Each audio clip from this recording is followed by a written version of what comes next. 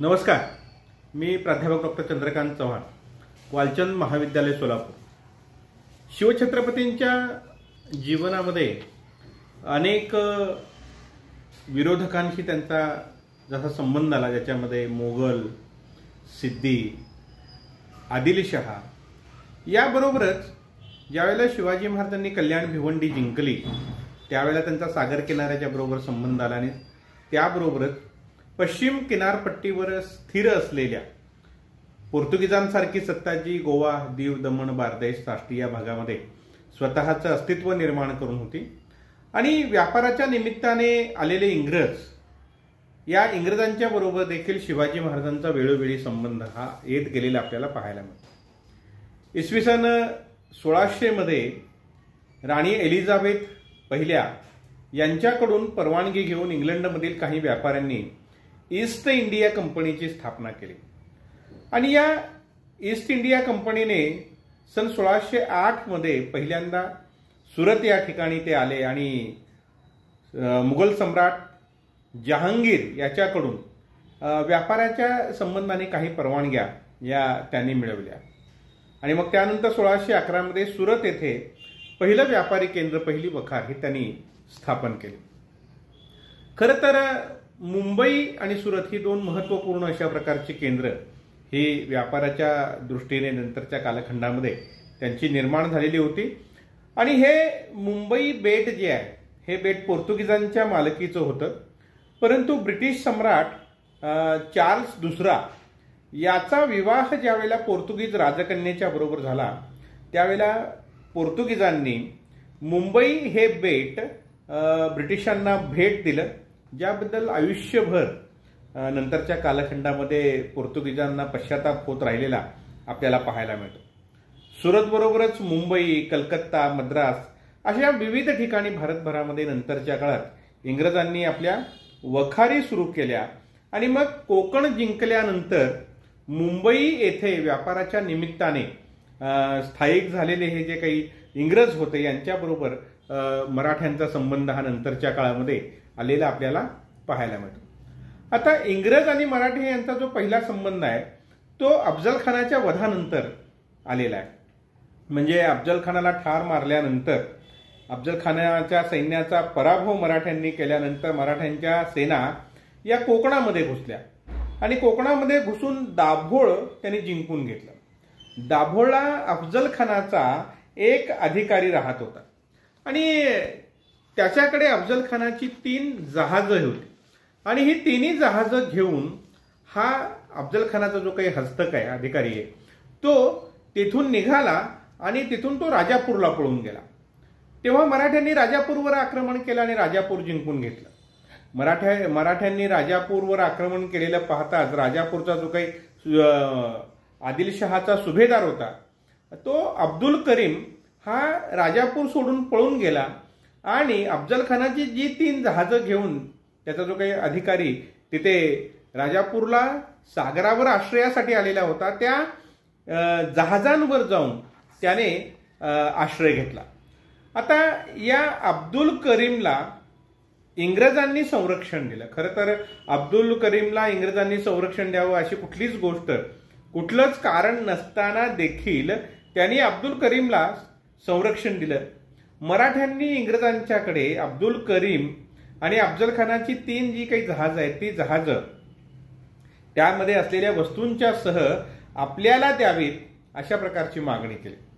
परंतु इंग्रजांनी या गोष्टीला नकार दिला, कारण राजापूर हे जे काही ठाणं होतं हे ठाणं आदिलशहाचा जो काही सरदार होता रुस्तुम जमान नावाचा, या रुस्तुम जमानच्या जहागिरीमध्ये येत होतं आणि राजापूरला तिमाजी नावाचा एक दलाल होता आणि या तिमाजीने इंग्रज कंपनीच्या नावे रुस्तुम जमानला कर्जाऊ रक्कम दिलेली होती.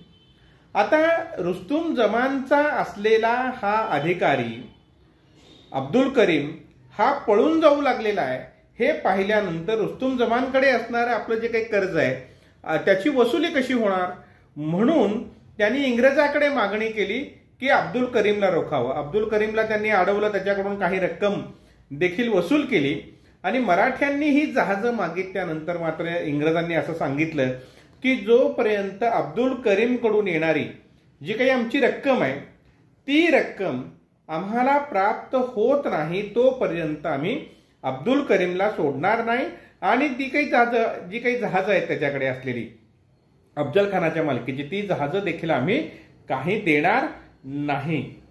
आता यावेळी राजापूरच्या वखारेचा इंग्रज वखारीचा प्रमुख रेव्हिंग्टन हा होता. आता या रेव्हिंग्टनने प्रत्यक्षामध्ये त्याचा काहीही संबंध नसताना म्हणजे इंग्रजांनी अब्दुल करीमला असता अथवा रुस्तुम जमानला कुठल्याही प्रकारचं कर्ज दिलेलं नव्हतं आणि तसं असताना देखील या सगळ्या प्रकरणामध्ये ते कारण नसताना मध्ये पडलेले होते. आणि मग त्यावेळेला रेव्हिंग्टन जहाजं द्यायला तयार नाही हे बघितल्यानंतर मराठ्यांनी इंग्रजांचा जो काही राजापूरचा दलाल होता बालाजी नावाचा त्याला कैद केली. त्याच्यासोबतच गेफर्ड नावाचा इंग्रजांचा एक अधिकारी जो आहे त्याला रेव्हिंग्टनने पाठवलं की या बालाजीला कैदेतून मुक्त करावं म्हणून मराठ्यांच्याकडे. तर मराठ्यांनी बालाजीची मुक्तता करावी ही विनंती घेऊन आलेल्या गेफर्डला देखील कैद केलं आणि अशा रीतीने या दोघांना कैद करून एका किल्ल्यामध्ये कैदी म्हणून ठेवलं. परंतु रेव्हिंग्टन हुशार होता आणि त्यांनी शिवाजी महाराजांच्याकडे पत्र पाठवलं आणि त्यांनी सांगितलं की सिद्धीचा जो काही दंडराजापुरी आहे ही सिद्धीची दंडराजापुरी जिंकून घेण्याकरता म्हणून आम्ही तुम्हाला सहाय्य करू अशा प्रकारचं आश्वासन त्यांनी शिवाजी महाराजांना दिलं. आता सिद्धीचा दंडराजापुरी जिंकण्यास इंग्रजांचं आपल्याला सहाय्य मिळेल आणि भविष्यामध्ये यासाठी इंग्रजांचा आपल्याला उपयोग होईल म्हणून दूरदृष्टी ठेवून पुढील राजकारणावर लक्ष ठेवून शिवाजी महाराजांनी या दोन्ही कैद्यांची मुक्तता फेब्रुवारी 1660 मध्ये केली. खरं तर यानंतर लगेच पुढच्या वर्षी मराठे आणि त्याचबरोबर इंग्रज यांच्यामध्ये प्रत्यक्षामध्ये संघर्ष हा घडून आलेला आपल्याला पाहायला मिळतो. आता या संघर्षाचं कारण काय होतं तर या संघर्षाचं कारण ज्या वेळेला सिद्दी जोहर पन्हाळ्याला वेढा देतो आणि सिद्दी जोहर पन्हाळ्याला वेढा दिल्यानंतर इंग्रज हे तिथे येतात आपलं निशाण तिथे फडकावितात आणि निशाण फडकवून तोफा तिथे पन्हाळ्यावर त्या डागतात आणि आपल्या तोफा घेऊन येऊन पन्हाळ्यावर ते तोफांची मारामारी करतायत. खरं तर या सगळ्या प्रकरणामध्ये इंग्रजांनी पडायचं काहीही कारण नसताना त्याही वेळेला इंग्रज ही आगळीक करतात. असा इंग्रजांनी केलेला हा जो काही आगाऊपणा आहे तो शिवाजी महाराज विसरणे शक्य नव्हतं. म्हणून मार्च 1661 मध्ये ज्या वेळेला मराठ्यांची 4000 सैन्याची फौज राजापूरवर चालून गेली त्यावेळेला राजापूरची इंग्रजांची असणारी जी काही वखार होती ही वखार मराठ्यांनी लुटले. हेनरी रेव्हिंग्टन, रिचर्ड टेलर, रॅडॉल्फ टेलर त्याचबरोबर फिलिप गिफर्ड हे जे काही 4 अधिकारी इंग्रजांचे होते या इंग्रजांच्या 4 अधिकाऱ्यांना कैद करण्यात आलं आणि कैद करून त्यांच्या सुटकेच्यासाठी म्हणून इंग्रजांनी मागणी केल्यानंतर इंग्रजांच्याकडून त्यांच्या सुटकेसाठी म्हणून मराठ्यांनी खंडणी मागितली. शिवाजी महाराजांनी या सगळ्यांना कैद करून वासोटा किल्ल्यावर ठेवलं. सुरुवातीला इंग्रज काही खंडणी द्यायला तयार नाहीत म्हटल्यानंतर वासोटावरून त्यांना सोनगड किल्ल्यावर ठेवण्यात आलं. सोनगड किल्ल्यावर कैदेत असताना या 4ही कैद्यांनी पळून जाण्याचा प्रयत्न केला. त्यावेळेला त्यांना रायगड किल्ल्यावर कैदी म्हणून ठेवण्यात आलं. दरम्यानच्या काळात सुरतकर इंग्रज जे आहेत त्यांनी मराठ्यांच्याकडे म्हणजे शिवाजी महाराजांच्याकडे अर्ज विनंत्या केल्या की या कैद्यांची मुक्तता करा, आमच्या माणसांची मुक्तता करा. तेवढ्यावर न थांबता पुढे जाऊन धमकी देण्याचा प्रयत्नही त्यांनी केला. परंतु शिवाजी महाराज काही बधत नाहीत हे लक्षात आल्यानंतर मग त्यांनी सुरतेचा जो काही सुभेदार आहे या सुभेदाराची मदत घेऊन त्यावेळेला दक्षिणेचा सुभेदार मोगलांचा जो शाहिस्ते खान होता या शाहिस्ते खानाच्या करवी शिवाजी महाराजांवर दबाव आणून आपल्या या अधिकाऱ्यांची मुक्तता करावी अशा प्रकारचा प्रयत्न देखील सुरतकर इंग्रजांनी केलेला आपल्याला दिसून येतो. पुढे 5 फेब्रुवारी 1663 रोजी शिवाजी महाराजांनी या सगळ्या कैद्यांची मुक्तता केली आणि पुढील काळात जर इंग्रज चांगले वागले तर त्यांना मराठ्यांचं संरक्षण मिळेल अशा प्रकारचं आश्वासन देखील शिवाजी महाराजांनी दिलं. खरं तर इंग्रज हे महाराजांच्या नावे बोटे मोडत राहिले, त्यांचा सूड घेण्याची भाषा देखील ते करत राहिले, परंतु त्यांच्या एकूणच असलेल्या शक्तीची मर्यादा या सगळ्या कारणामुळे शिवाजी महाराजांवर सूड उगवणं वगैरे त्यांना काही शक्य झालं नाही. आता ही राजापूरची वखार जी मराठ्यांनी लुटलेली होती, या राजापूरच्या वखारीच्या नुकसान भरपाईचा प्रश्न हा इंग्रजांनी शिवाजी महाराजांच्या पुढे मांडला. अनेक वर्ष तो तसा चालू होता. शिवाजी महाराज कोणत्याही प्रकारची दाद देत नाहीत अशी स्थिती होती. शेवटी काही नुकसान भरपाई देण्यासाठी म्हणून शिवाजी महाराज हे अखेरीस तयार झाले. आता शिवाजी महाराज तयार जरी झालेले असले तरी प्रत्यक्षामध्ये मात्र ही नुकसान भरपाई पूर्णतः त्यांच्या हयातीत त्यांनी कधीच दिली नाही हे मात्र आपल्याला आढळून येतं. शिवाजी महाराजांनी 1664 मध्ये सुरतेवर पहिली स्वारी केली. यावेळेला सुरतेचा वखार प्रमुख जॉर्ज ऑक्झिंडेन हा होता. या जॉर्ज ऑक्झिंडेनने सुरत शहरावर शिवाजी महाराज हे स्वारी करणार हे समजल्यानंतर सुरतेचा जो काही इनायत खान नावाचा सुभेदार होता तो सुरतेच्या किल्ल्यामध्ये पळून गेला. इतर सगळे व्यापारी लोक, सगळे जनता आपल्या जीविताच्या रक्षणासाठी पळून जात होती. अशा वेळेला आपल्याकडे असलेल्या सैनिकांची त्यांनी त्यातून मार्च काढला सुरतेमधून आणि कवायत घडवून आणून त्याने सुरतकरांचं मनोधैर्य उंचावण्याचा प्रयत्न केलेला होता. या सुरतेतील इंग्रजांच्या वखारीच्या बाजूला हाजी सय्यद बेग नावाच्या एका श्रीमंत व्यापाऱ्याचा वाडा होता.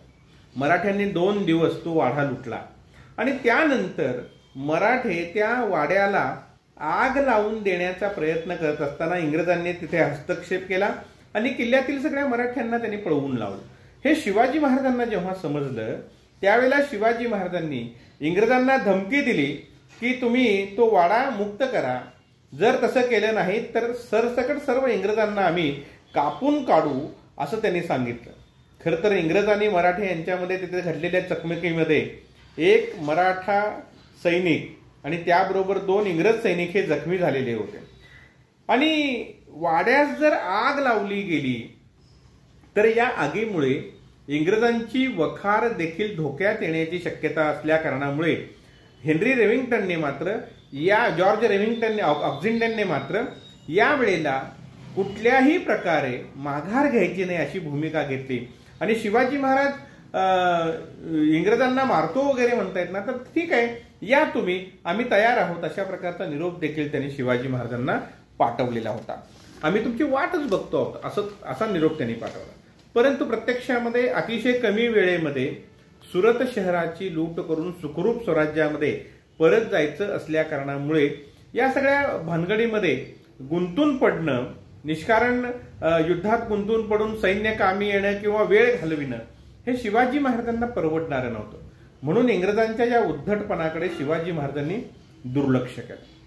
1670 मध्ये दुसऱ्यांदा शिवाजी महाराजांनी सुरतेची लूट केली आणि या सुरतेच्या स्वारीच्या वेळेला इंग्रज आणि मराठी सैन्यामध्ये जोरदार चकमक घडून आली. इंग्रजांच्या जवळ अद्ययावत अशा प्रकारचा तोफखाना होता, बंदुका होत्या आणि त्या कारणामुळे मराठ्यांचे बरेच सैनिक यावेळेला कामी आले आणि मग या चकमकीनंतर मराठ्यांनी इंग्रजांच्या वखारीपासून दूर जाऊन तिथून माघार घेऊन इतरत्र लुटालूट केली. त्या घटनेनंतर दुसऱ्या दिवशी इंग्रजांचा वकील शिवाजी महाराजांच्याकडे आला आणि त्यांनी अनेक मौल्यवान अशा प्रकारच्या भेटवस्तू शिवाजी महाराजांना दिल्या आणि त्यांनी या सगळ्या घटनेबद्दल आपल्याकडून जे काही घडून आलेलं आहे ते त्याला तुम्हीच जबाबदार आहात, जर मराठ्यांनी आक्रमण केलं नसतं तर झालं नसतं वगैरे असं करून सगळ्या या गोष्टी हे केल्या. परंतु शिवाजी महाराजांच्याकडे नसलेला वेळ, त्यांच्याकडे इंग्रजांच्या विरुद्ध कारवाई करायची असेल तर आवश्यक असणारा तोफखाना त्यांच्याकडे नव्हता, वेळही नव्हता आणि यामुळे याही वेळेला इंग्रजांनी आगळीक केल्यानंतर देखील त्यांना शिक्षा न करता शिवाजी महाराजांनी सोडून दिलेलं होतं. सुरतेच्या दोन्ही स्वारीच्या वेळेला शिवाजी महाराज इंग्रजांना माफ करतायत किंवा सोडून देत आहेत, त्याच्या पाठीमागे आणखी एक कारण अशा प्रकारचं होतं की शिवाजी महाराजांना जंजिरा जिंकायचा होता आणि सिद्ध्यांचा जंजिरा जिंकण्यासाठी त्यांना दूरवर मारा करणाऱ्या पितळी तोफांची गरज होती, दारुगोळ्याची गरज होती. आणि इंग्रजांकडून या दारुगोळ्याची आणि पितळी तोफांची गरज आपली पूर्ण होईल आणि आपल्याला जंजिरा जिंकता येईल असं शिवाजी महाराजांना वाटत होतं.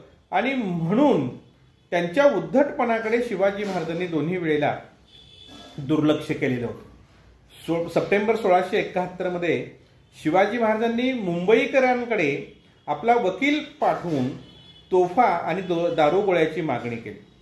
इंग्रजांना हे कळून चुकलं की जोपर्यंत आपण तोफा आणि दारुगोळा देणार नाही तोपर्यंत राजापूरच्या वखारीची नुकसान भरपाई शिवाजी महाराज आपल्याला काही देणार नाही.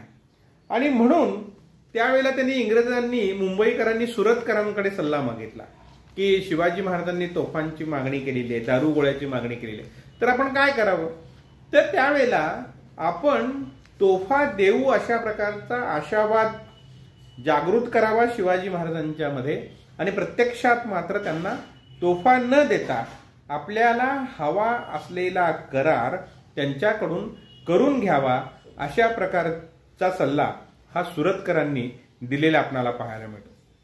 आता दारुगोळा जर शिवाजी महाराजांना दिला आणि शिवाजी महाराजांनी जर जंजिरा जिंकला तर यामुळे जंजिरेकर सिद्धीची जागा शिवाजी महाराज घेतील आणि मग त्याचा परिणाम म्हणजे मुंबईला मोठा धोका त्यापासून निर्माण होऊ शकतो. म्हणून दारुगोळा हा इंग्रजांनी शिवाजी महाराजांना कधीही दिला नाही. मार्च 1672 मध्ये इंग्रजांकडून लेफ्टनंट स्टीफन उस्टिक हा शिवाजी महाराजांच्याकडे करार करण्यासाठी येऊन आला.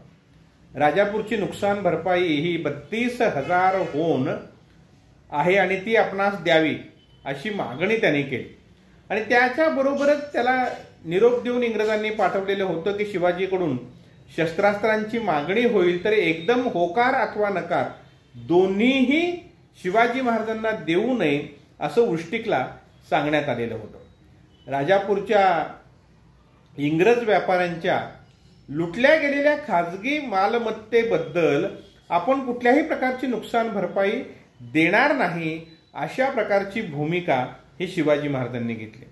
आणि नुकसान भरपाई म्हणून 5,000 होन आपण देऊ आणि या व्यतिरिक्त जास्तीचं आपल्याला देणं जमणार नाही अशा प्रकारे शिवाजी महाराज उष्टिकला म्हणाले. आता हा करार चालू असतानाच औरंगजेब हा शिवाजी महाराजांवर प्रचंड संतापलेला होता आणि त्यामुळे इंग्रजांना एक भीती वाटत होती की आपण जर शिवाजी महाराजांच्या बरोबर करार केला आणि या कराराची माहिती जर औरंगजेबाला मिळाली तर औरंगजेब कदाचित आपल्यावर नाराज होईल आणि नाराज होऊन तो आपल्याला व्यापाराच्या बाबतीमध्ये मोठ्या प्रमाणावर जो व्यापार आपला मोगलांच्या राज्यामध्ये चालतो त्याला आपल्याला नुकसान होण्याची शक्यता आहे. आणि म्हणून काही प्रमाणामध्ये अशा प्रकारचा तह करण्याच्या बाबतीमध्ये थोडीशी माघार काहीशी त्यांनीही घेतलेली आपल्याला दिसून येते. आणि मग अशा रीतीने उष्टिक आणि शिवाजी महाराज यांच्यामध्ये चर्चा झालेली असली तरी प्रत्यक्षामध्ये मात्र कोणत्याही प्रकारचा करार मात्र होऊ शकला नाही. इंग्रज किती धूर्त होते याचं एक उदाहरण म्हणजे सुरतकर इंग्रजांनी ज्या वेळेला उष्टिक शिवाजी महाराजांच्या भेटीला जातोय त्यावेळेला शिवाजी महाराजांना भेट देण्याकरता म्हणून एक मौल्यवान अशा प्रकारचा नजराना पाठवलेला होता. आणि तो उष्टिकच्या हाती देताना ते मुंबईकर इंग्रजांना लिहित आहेत की उष्टिकच्या हाती देताना काय करायचंय, जोपर्यंत आपल्याला हवा त्या प्रकारचा करार शिवाजी करत नाही तोपर्यंत तो नजराना हा शिवाजी महाराजांना देऊ नये. कारण आधीच गेल्या गेल्या जर तुम्ही नजराना दिलात आणि त्यानंतर आपणास हवा तसा करार जर घडून आला नाही तर अशा वेळेला मग काय होईल तर आपल्याला नजराना त्यांना द्यावं लागेल, त्याचं नुकसान होईलच होईल. आणि आपणास हवा तसा जर करार झाला नाही तर आपल्या कंपनीज, ईस्ट इंडिया कंपनीज कमीपणा देखील येईल. म्हणजे कुठल्याही प्रकारे आपल्याला आर्थिक फायदा होत नसताना भेटवस्तू देऊन आर्थिक नुकसान सहन करू नये, अशा प्रकारचा धूर्तपणा हा इंग्रजांनी केलेला आपल्याला दिसून येतो. इंग्रज आणि मराठी यांच्यामध्ये राजापूरच्या वखारीच्या नुकसान भरपाई संबंधाने वाटाघाटी चालू असताना मराठ्यांनी हुबळी या ठिकाणी असलेली इंग्रजांची वखार लुटली. आता राजापूरच्या वखारीचा लुटीचा प्रश्न आणि त्याच्या नुकसान भरपाईचा प्रश्न अजून मिटलेला नव्हता आणि तोपर्यंत हुबळीची वखार लुटल्याची बातमी आणि मग ती बातमी आल्यानंतर इंग्रजांनी, मुंबईकरांनी थॉमस निकोलस या व्यक्तीला आपला वकील म्हणून शिवाजी महाराजांच्याकडे 1673 मध्ये पाठवलं.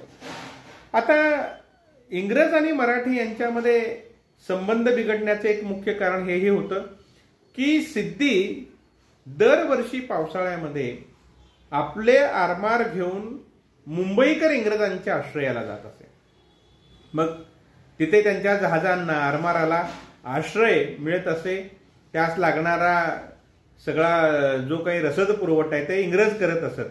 म्हणून सिद्धीच्या बाबतीमध्ये इंग्रजांचं हे जे काही धोरण होतं, या धोरणामुळे मराठे आणि इंग्रज यांच्या संबंधामध्ये पण तणाव वेळोवेळी येत असलेला आपल्याला दिसून येतो. 20 मे 1673 रोजी हा निकोलस जो आहे, तो निकोलस शिवाजी महाराजांच्या भेटीला रायगडावर आला. त्यावेळेला शिवाजी महाराज हे मोहिमेवर गेलेले होते, त्यामुळे संभाजी महाराजांची, युवराजांची भेट त्याने घेतली. आणि मग शिवाजी महाराज परत आल्यानंतर तो शिवाजी महाराजांना भेटला. त्यावेळी त्यांनी हुबळीच्या वखारीचा विषय शिवाजी महाराजांच्याकडे काढला. या लुटीबद्दल आपल्याला कुठल्याही प्रकारची माहिती नाही असं शिवाजी महाराजांनी सांगितलं. उष्टिक म्हणतोय की इंग्रजांना यामुळे खूप नुकसान झालेलं आहे आणि आता इंग्रज प्रेसिडेंटला शिवाजी महाराजांच्या राज्यामध्ये आपण व्यापार करावा की न करावा, वखार घालावी की न घालावी असा प्रश्न पडलेला आहे असं उष्टिक म्हणतोय. तर त्याच वेळेला शिवाजी महाराज त्याला असं म्हणतात की ती वखार मराठ्यांनी खरंच लुटलेली आहे किंवा नाही हे आपल्याला अजून माहीत नाही. आपली माणसं जी तिकडे गेलेली आहेत ती अजून आलेली नाही. ती लूट खरंच मराठ्यांनी केली आहे का, केली असेल तर किती केलेली आहे, याची माहिती जोपर्यंत आपल्याला मिळत नाही तोपर्यंत आपण याच्यावर काही बोलणार नाही असं ते इंग्रज वकिलाला म्हणतात. तेव्हा निकोलस हा सर्व तपशील जर आम्ही तुम्हाला पुरवला तर तुम्ही भरपाई द्याल का असं शिवाजी महाराजांना जेव्हा म्हणतो, त्यावेळेला शिवाजी महाराज त्याच्या या बोलण्याकडे दुर्लक्ष करतात आणि मग इंग्रजांच्या इतर ज्या काही मागण्या होत्या त्या मागण्या मान्य करण्याचं आश्वासन देऊन ते निकोलसला सांगतात की तुम्ही मुंबईला जा, आमचा वकील तुमच्या पाठी आम्ही पाठवतो आणि मग तो पुढच्या कराराच्या बोलणी करेल. निकोलसच्या पाठोपाठ मुंबईला शिवाजी महाराजांनी आपला वकील पाठवला आणि राजापूरच्या वखारीच्या लुटीची जास्तीत जास्त 10,000 होन इतकी रक्कम आपण शिवाजी महाराजांना देण्याबद्दल शिवाजी महाराजांना सांगू असं तो वकील म्हणतो. आणि त्याबरोबरच ती जी नुकसान भरपाई ती सुद्धा राजापूरला तुम्ही वकार घालावी, व्यापार सुरू करावा आणि जकातीचं जी काही रक्कम आहे त्या जकातीच्या रकमेमधून ती वळती करून घेण्यात यावी असं तो इंग्रजांना सांगतोय. हुबळीच्या लुटीबद्दल मात्र आपल्याला काहीही माहिती नाही. ती लूट ही आदिलशाही सैन्याने केलेली असावी असं शिवाजी महाराजांनी सांगितल्याचं तो म्हणतो. आणि त्याबरोबरच हा वकील इंग्रजांना, मुंबईकरांना 2-3 मोठ्या तोफा आपल्याला द्याव्यात याची मागणी तो इंग्रजांकडे करतो. त्यानंतर पुन्हा भीमजी पंडित नावाचा वकील मुंबईला येतो. शिवाजी महाराजांच्याकडून 9,000 होनापर्यंतच आपण राजापूरच्या वखारीची नुकसान भरपाई देऊ शकू असं सांगतो. आणि मग त्यानंतर इंग्रज नारायण शेणवी या यास आपला वकील म्हणून शिवाजी महाराजांकडे पाठवतात.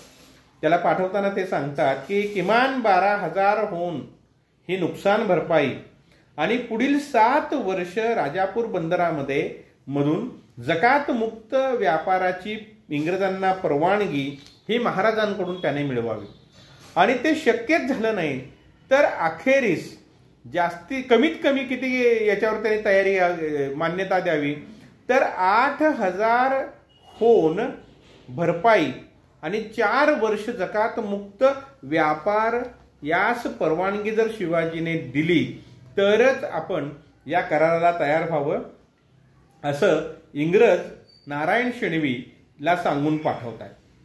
प्रत्यक्षामध्ये चर्चा चालू आहे. 9-10 हजार होऊन भरपाईवर हे प्रकरण मिटेल अशी स्थिती आहे. परंतु त्याच वेळेला शिवाजी महाराज हे मोहिमेवर जातात आणि त्यामुळे हा तह पुन्हा पारगळतो. शिवाजी महाराजांच्या राज्याभिषेकाच्या वेळी इंग्रजांकडून हेनरी ऑक्झिंडेन हा वकील राजदरबारामध्ये येतो. शिवाजी महाराजांना राज्याभिषेकाच्या वेळी तो इंग्रजांच्याकडून विविध अशा प्रकारच्या भेटवस्तू देतो आणि 12 जून 1674 रोजी इंग्रज आणि मराठी यांच्यामध्ये तह होतो. खरं तर हा तह दोघांनी पालन करावा, तो दीर्घकाळ चालावा. दोघांनी एकमेकांच्या प्रदेशामध्ये लूट करू नये. मराठ्यांच्या प्रदेशात संचाराचे, रहिवासाचे, व्यापाराचे स्वातंत्र्य हे इंग्रजांना असावे आणि नित्याची जकात भरून इंग्रजांनी आज्ञाधारकपणे व्यापार करावा आणि अशाच सवलती मराठी प्रजेला मुंबई बेटावर असाव्यात. परस्परांची जहाजं व्यापाराशिवाय काही कारणाने संरक्षणासाठी, आश्रयासाठी आपल्या बंदरात आली तर कुठल्याही प्रकारची जकात त्यांच्याकडे घेऊ नये. उभयतांनी आपापल्या प्रदेशामध्ये आपल्या प्रदेशात दुसऱ्या एखाद्या व्यापाऱ्यावर अन्याय झाला तर त्याच्यावरील अन्यायाचं निवारण लवकरात लवकर करावं. एखाद्या खाजगी व्यक्तीने काही आगळीक केलेली असेल तर त्याचा परस्परांच्या संबंधावर परिणाम होऊ देऊ नये. मोगली अथवा अन्य मुलखामध्ये मराठे ज्या वेळेला मोहिमेवर असतील त्यावेळेला त्यांनी इंग्रजांच्या वखारीची लूट करू नये. जर चुकून अशी लूट घडून आली तर शिवाजी महाराजांनी त्याची भरपाई द्यावी. समुद्रावर एकमेकांचा पकडलेला माल पुरावा दिल्यास परस्परांना परत करावा. आयात निर्यात मालावर 2.5% इतका जकात इंग्रजांनी द्यावा. माल विक्री न होता जर परत जात असेल तर त्यावर कुठल्याही प्रकारचा कर आकारू नये. लाकूड सामानावर कर आकारू नये. देशी व्यापाऱ्यांनी इंग्रजांच्या बरोबर एखादा करार केलेला असेल आणि ते जर तो पाळत नसतील तर शिवाजी महाराजांनी तो त्यांना पाळण्यास भाग पाडावं. अन्यथा मग त्या व्यापाऱ्यांच्या विरुद्ध इंग्रजांनी काही कारवाई केल्यास ती कारवाई करण्याचा अधिकार इंग्रजांना असावा. इंग्रजांचे जे काही शत्रू होते डच, फ्रेंच, पोर्तुगीज यांच्या विरोधामध्ये जर भविष्यात इंग्रजांची लढाई सुरू झाली तर त्यावेळेला इंग्रजांच्या शत्रूंना कोणत्याही प्रकारची मदत ही शिवाजी महाराजांनी करू नये. अशा प्रकारचा एक मोठा अशा प्रकारचा याशिवायही काही आणखी कलम असलेला करार इंग्रज आणि मराठे यांच्यामध्ये घडून आला. आणि मग हा मैत्रीचा तह घडून आल्यानंतर काही दिवसामध्ये नोव्हेंबर 1674 मध्ये शिवाजी महाराज आपला वकील मुंबईला पाठवतात आणि मुंबईकरांच्याकडे 40 ते 50 मोठ्या तोफांची मागणी करतात. पितळी तोफा या दूरवर मारा करणाऱ्या होत्या आणि पितळी तोफा ओतण्याचं तंत्र भारतीयांना अवगत नव्हतं आणि त्यामुळे इंग्रजांच्याकडून जे तांत्रिकदृष्ट्या पुढारलेले होते त्यांच्याकडून या तोफा मिळवून सिद्धीच्या विरोधामध्ये त्याचा वापर करायचा हे शिवाजी महाराजांचं ध्येय होतं आणि त्यासाठी म्हणून ते प्रयत्न करत होते. आता यावेळेला मुंबईकर असं ठरवतात की त्यांच्या काउन्सिलमध्ये चर्चा होते आणि आता काही शिवाजी ऐकत नाहीये तर 10 तोफा किमान आपण शिवाजी महाराजांना द्याव्यात आणि त्याच वेळेला दुष्काळ वगैरे पडलेला होता त्यामुळे या दुष्काळी परिस्थितीमध्ये त्या बदल्यामध्ये त्याच्याकडून धान्य घ्यावं असं मुंबईकर ठरवतात आणि या बाबतीमध्ये सुरतकरांचा सल्ला मागतात. आणि सुरतकरांचा सल्ला मागितल्यानंतर सुरतकर मुंबईकर इंग्रजांना लिहितात की फ्रेंचांनी शिवाजी महाराजांना जी काही दारुगोळ्याची वगैरे मदत केलेली आहे त्याची बातमी आता औरंगजेबापर्यंत पोहोचलेली आहे. त्यातच आपण जर अशी मदत केली आणि ती औरंगजेबाला समजली तर औरंगजेब आपल्यावर संतापेल आणि म्हणून शिवाजीला दारुगोळ्याची अथवा तोफांची मदत करू नये.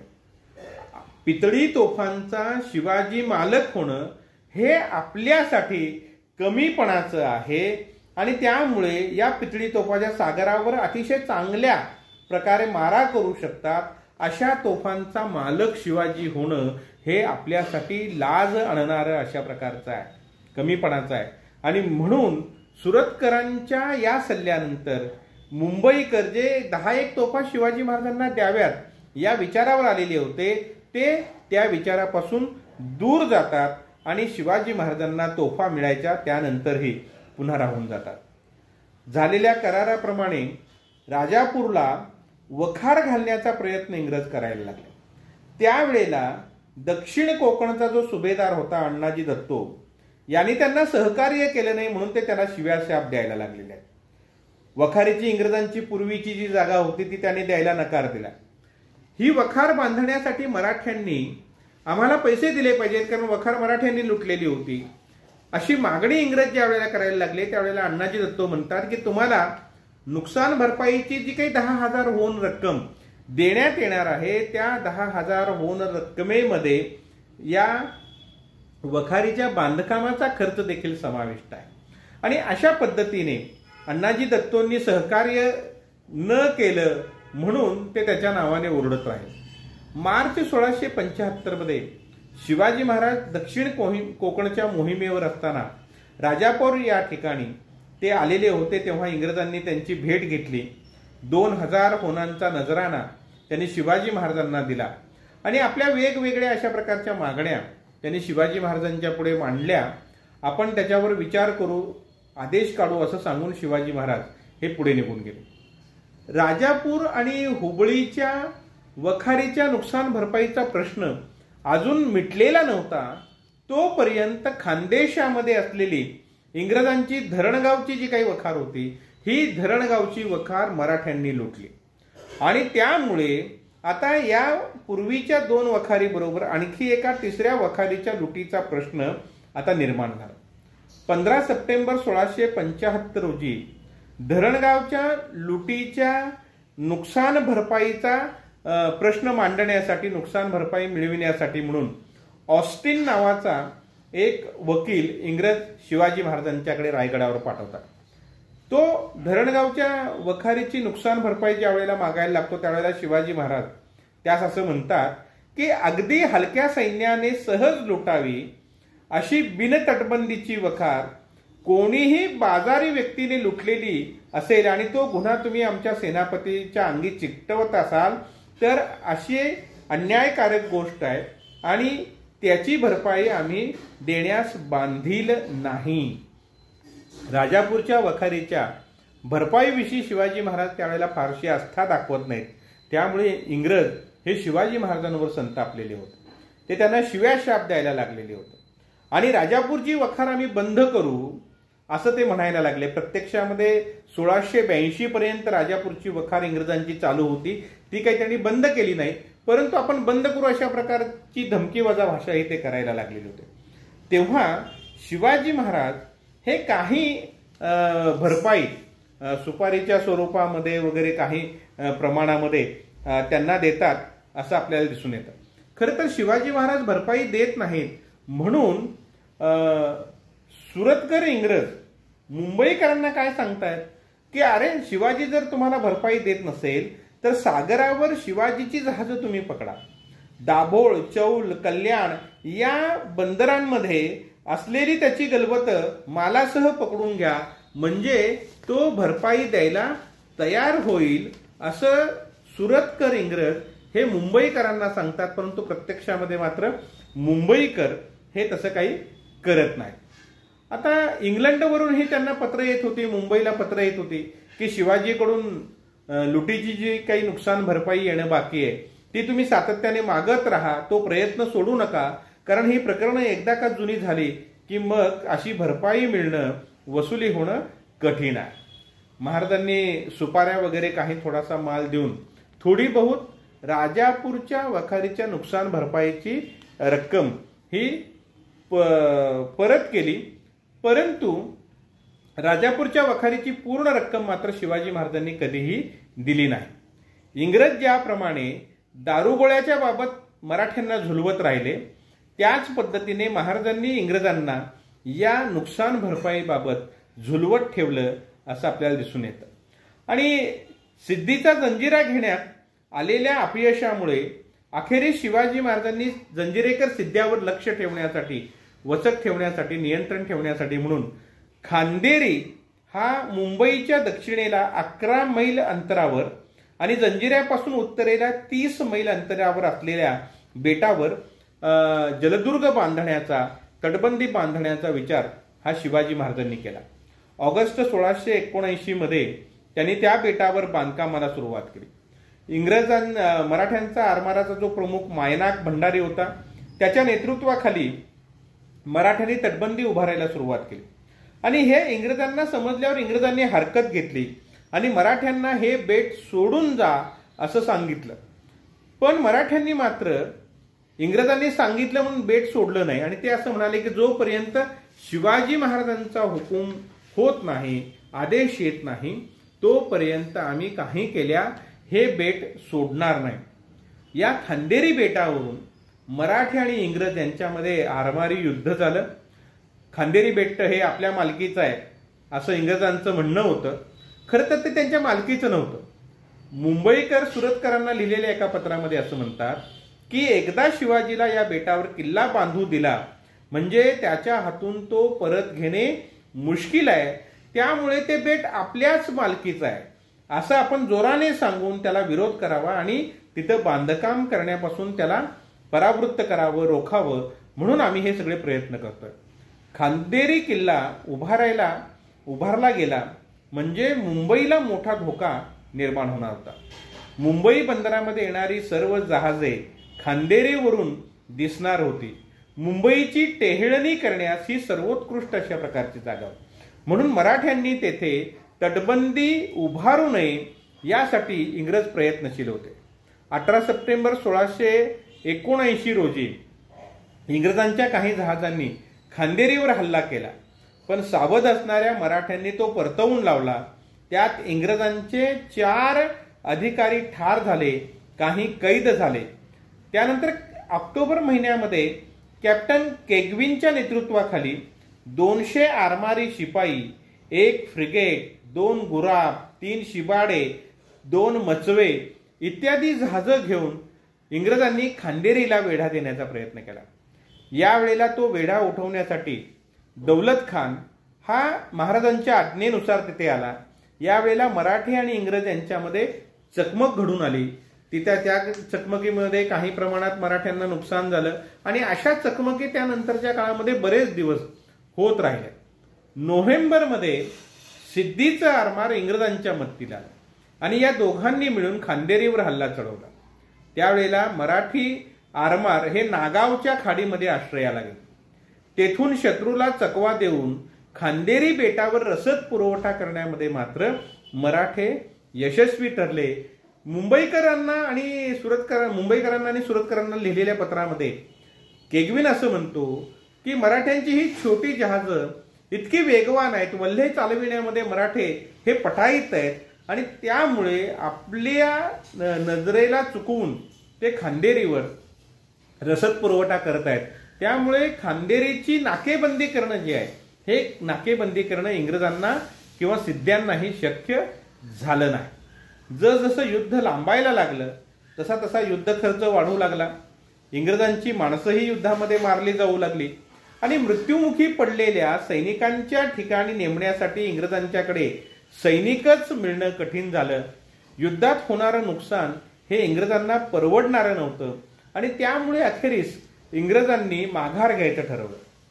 दुसरी एक बाजू ही होती की जर सिद्धी जरी असं म्हणत असला की आपण दोघांनी मिळून खांदेरीवर हल्ला करू आणि आम्ही खांदेरी जिंकून घेतो आणि मग त्यानंतर तुमच्या ताब्यामध्ये देतो, परंतु सिद्धीवरही त्यांचा विश्वास नव्हता आणि शिवाजी महाराजांच्या ऐवजी सिद्धीच्या ताब्यामध्ये खांदेरी बेट जावं हेही इंग्रजांना मान्य नव्हतं. आणि इंग्रजांच्या माघारीचं आणखी एक अत्यंत महत्त्वाचं कारण हे होतं की भिवंडीजवळ शिवाजी महाराजांनी 4000 सैन्याची तुकडी ही जमा केलेली होती. इंग्रज जर खांदेरीवरून माघार घ्यायला तयार नाही झाले तर आपण खुद्द मुंबई बेटावरच हल्ला करायचा आणि मुंबई बेटच इंग्रजांच्या ताब्यामधून घ्यायचं असं शिवाजी महाराजांनी ठरवलेलं होतं. आणि या गोष्टीचा दबाव मुंबईकर इंग्रजांवर, सुरतकरांवर आपोआपच आला आणि मुंबईचं संरक्षण करणं शिवाजी महाराजांपासून पुढे अवघड जाईल आणि आपल्या हातातून बेट निघून जाईल. म्हणून अखेरीस इंग्रजांनी या नौदल युद्धामधून माघार घेतली आणि दुसऱ्या बाजूला मराठ्यांना इंग्रजांच्या बरोबर चाललेल्या या दीर्घकाळच्या आरमारी संघर्षामध्ये यश हे प्राप्त झालेलं आपल्याला दिसून येतं. जानेवारी 1680 मध्ये इंग्रजांनी हे युद्ध थांबवून मराठ्यांच्या बरोबर पुन्हा एकदा तह केला आणि त्या तहानुसार खांदेरीचा ताबा मराठ्यांच्याकडे राहील हे इंग्रजांनी मान्य केलं आणि अशा तऱ्हेने युद्धामध्ये मराठ्यांचा विजय झाला.